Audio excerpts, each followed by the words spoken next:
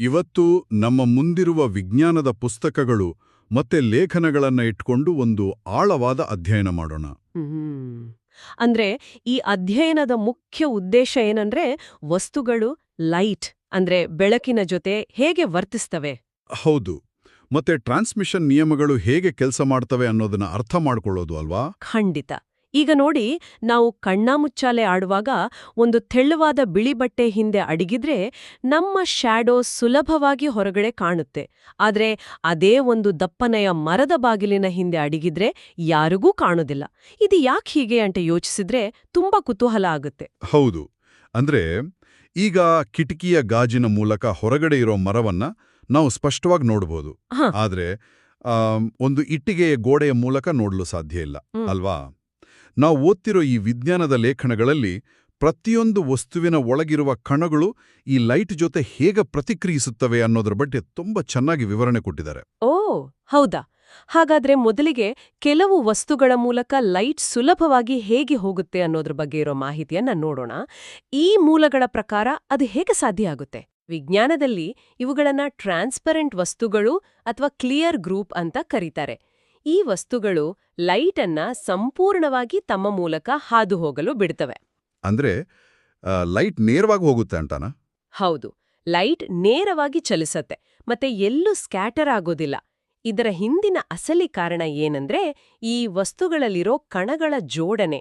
ಆ ಕಣಗಳ ನಡುವೆ ಸಾಕಷ್ಟು ಜಾಗ ಇರೋದ್ರಿಂದ ಬೆಳಕಿನ ಕಣಗಳು ಯಾವುದೇ ಅಡೆತಡೆ ಇಲ್ಲದೆ ಸರಾಗವಾಗಿ ದಾಟಿ ಹೋಗ್ತವೆ. ಅರೆ, ಇದನ್ನು ಕೇಳಿದ್ರೆ ನನಗೆ ಒಂದು ಉದಾಹರಣೆ ನೆನಪಾಗ್ತಿದೆ. ಇದು ಯಾರೂ ಇಲ್ಲದ ಖಾಲಿ ಮೈದಾನದಲ್ಲಿ ನಾವು ಒಮ್ಮೆಲೆ ನೇರವಾಗಿ ಮತ್ತೆ ವೇಗವಾಗಿ ಓಡಿದ ಹಾಗೆ ಅಲ್ವಾ? ಓಡೋಕ್ ಯಾರೂ ಅಡ್ಡ ಬರೋದಿಲ್ಲ. ಕರೆಕ್ಟ್. ಇದು ಬಹಳ ಸೂಕ್ತವಾದ ಹೋಲಿಕೆ. ಗಾಜಿನ ಲೋಟ, ಆಮೇಲೆ ಶುದ್ಧವಾದ ನೀರು ಮತ್ತೆ ನಮ್ಮ ಸುತ್ತ ಇರೋ ಗಾಳಿ ಇವೆಲ್ಲ ಟ್ರಾನ್ಸ್ಪರೆಂಟ್ ವಸ್ತುಗಳಿಗೆ ಒಳ್ಳೆ ಉದಾಹರಣೆ. ನೀವು ಒಂದು ಟಾರ್ಚ್ ಲೈಟನ್ನ ಗಾಜಿನ ಲೋಟದ ಮೂಲಕ ಬಿಟ್ರೆ ಹಿಂದಿರೋ ಸ್ಕ್ರೀನ್ ಮೇಲೆ ಸ್ಪಷ್ಟವಾದ ಬೆಳಕಿನ ಚುಕ್ಕೆ ಮೂಡುತ್ತೆ. ಓ ಸರಿ, ಖಾಲಿ ಮೈದಾನದ ಕಥೆ ಸರಿ. ಆದ್ರೆ ಅದೇ ಮೈದಾನದಲ್ಲಿ ಸ್ವಲ್ಪ ಜನ ಇದ್ರೆ ನಾವು ಅತ್ತಿತ್ತ ವಾಲ್ಕೊಂಡು ಸ್ವಲ್ಪ ದಾರಿ ಮಾಡ್ಕೊಂಡು ಹೋಗ್ಬೇಕಾಗತ್ತೆ ಅಲ್ವಾ? ಲೈಟ್ ಕೂಡ ಹೀಗೆಯೇ ವರ್ತಿಸುತ್ತಾ ಅನ್ನೋದು ನನ್ನ ಪ್ರಶ್ನೆ. ಖಂಡಿತ ವರ್ತಿಸುತ್ತೆ. ಈ ಲೇಖನಗಳಲ್ಲಿ ವಿವರಿಸಿರೋ ಹಾಗೆ ಎರಡನೇ ಗುಂಪಿನ ವಸ್ತುಗಳು ಹೀಗೇ ಕೆಲಸ ಮಾಡುತ್ತವೆ. ಇವುಗಳನ್ನ ನಾವು ಟ್ರಾನ್ಸ್ಲೂಸೆಂಟ್ ವಸ್ತುಗಳು ಅಥವಾ ಫಜಿ ಗ್ರೂಪ್ ಅಂತ ಕರಿತೀವಿ. ಫಜಿ ಗ್ರೂಪ್ ಅಂದ್ರೆ ಮಂಜು ಮಂಜಾಗಿ ಕಾಣೋದು ಅಲ್ವಾ? ಹೌದು, ಇವು ಲೈಟ್ ಅನ್ನ ಸ್ವಲ್ಪ ಮಟ್ಟಿಗೆ ಮಾತ್ರ ಹಾದು ಹೋಗಲು ಬಿಡುತ್ತವೆ. ಇಲ್ಲಿ ಏನಾಗುತ್ತೆ ಅಂದ್ರೆ ವಸ್ತುವಿನ ಒಳಗಿರೋ ಕಣಗಳು ಬೆಳಕಿನ ದಾರಿಗೆ ಸ್ವಲ್ಪ ಅಡ್ಡ ಬರ್ತವೆ. ಆಗ ಬೆಳಕು ಬೇರೆ ಬೇರೆ ದಿಕ್ಕುಗಳಲ್ಲಿ ಸ್ಕ್ಯಾಟರ್ ಆಗುತ್ತೆ. ಓ ಗೊತ್ತಾಯ್ತು. ಅಂದ್ರೆ ಬೇಕರಿಯಲ್ಲಿ ಪಫ್ಸ್ ತರುವಾಗ ಸಿಗುವ ಬಟರ್ ಪೇಪರ್ ಇದೆಯಲ್ಲ, ಅಥವಾ ಮನೆಯಲ್ಲಿರೋ ತೆಳುವಾದ ಬಿಳಿ ಬಟ್ಟೆಯ ಮೂಲಕ ನೋಡಿದಾಗ ಎಲ್ಲವೂ ಸ್ವಲ್ಪ ಫಜಿಯಾಗಿ ಕಾಣೋದು ಇದೇ ಕಾರಣಕ್ಕ?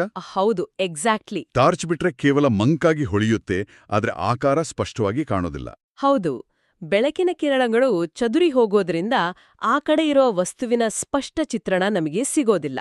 ಅದಕ್ಕೆ ಕಣ್ಣ ಮುಚ್ಚಾಳೆಯಲ್ಲಿ ಆ ತೆಳುವಾದ ಬಟ್ಟೆ ಹಿಂದೆ ಅಡಗಿದ್ರೂ ಹೊರಗಡೆ ಮಂಕಾದ ಆಕಾರ ಕಾಣುತ್ತೆ. ಈಗ ಅರ್ಥ ಆಯ್ತು.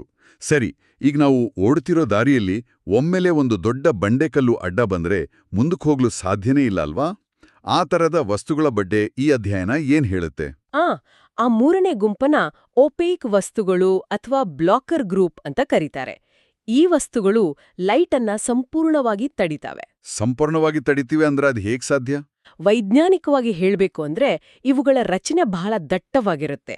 ಆ ಕಣಗಳು ಲೈಟ್ ಅನ್ನ ಅಬ್ಸಾರ್ಬ್ ಮಾಡ್ತವೆ, ಅಂದ್ರೆ ತಮ್ಮಲ್ಲೇ ಹಿಡಿದಿಟ್ಕೊಳ್ತವೆ. ಅಥವಾ ಗೋಡೆಗೆ ಹೊಡೆದ ಚೆಂಡಿನ ಹಾಗೆ ಹಿಂದಕ್ಕೆ ರಿಫ್ಲೆಕ್ಟ್ ಮಾಡ್ತವೆ. ಓ, ಅಂದ್ರೆ ಆ ಕಡೆ ಸ್ವಲ್ಪವೂ ಲೈಟ್ ಹೋಗೋದಿಲ್ಲ. ಹೌದು, ಸ್ವಲ್ಪವೂ ಲೈಟ್ ಹೋಗದ ಕಾರಣ ಅಲ್ಲಿ ಬೆಳಕಿರೋದಿಲ್ಲ.